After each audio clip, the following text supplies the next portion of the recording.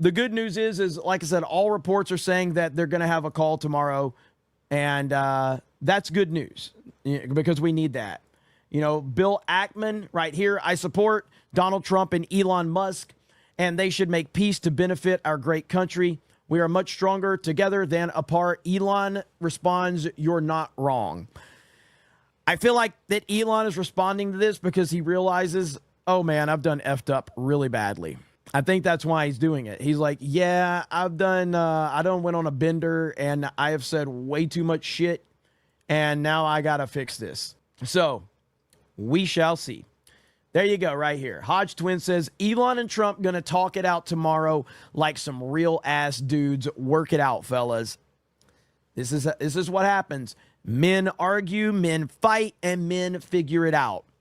The difference here is that these are the two most important men in the entire world. And their fight was public because of Elon behaving like a woman. And so now everybody's talking about it. Dude, his Epstein tweet has been seen 140 million times. That is crazy. 140 million times. Apparently, this guy was Epstein's defense attorney. He said, I was hired to lead Jeffrey Epstein's defense as his criminal lawyer for 9 days before he died. Or not before, as his criminal lawyer 9 days before he died. He sought my advice for months before that. I can say unequivocally that he had no information to hurt President Trump. I specifically asked him.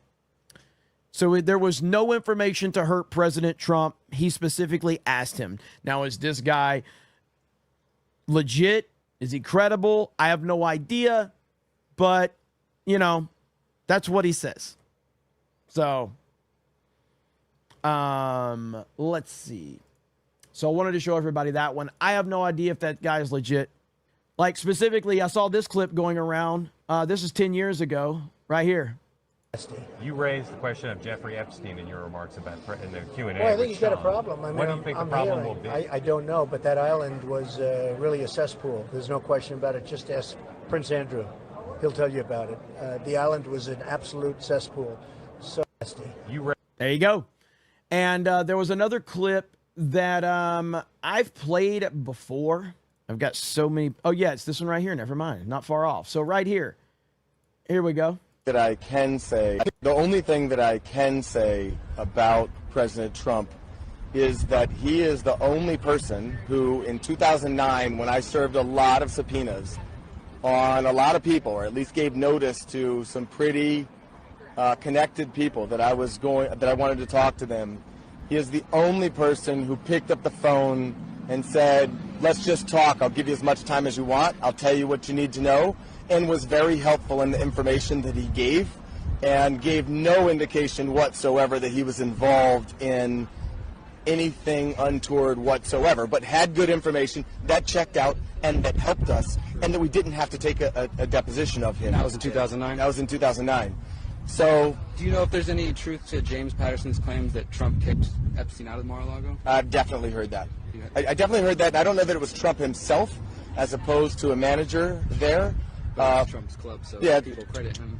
I've heard the rumor that Epstein was kicked out of there for allegedly trying to pick up somebody's daughter or something like that. But I think I did chase that down as far as I could and never was able to confirm it. But I heard. I'm on the same boat with that.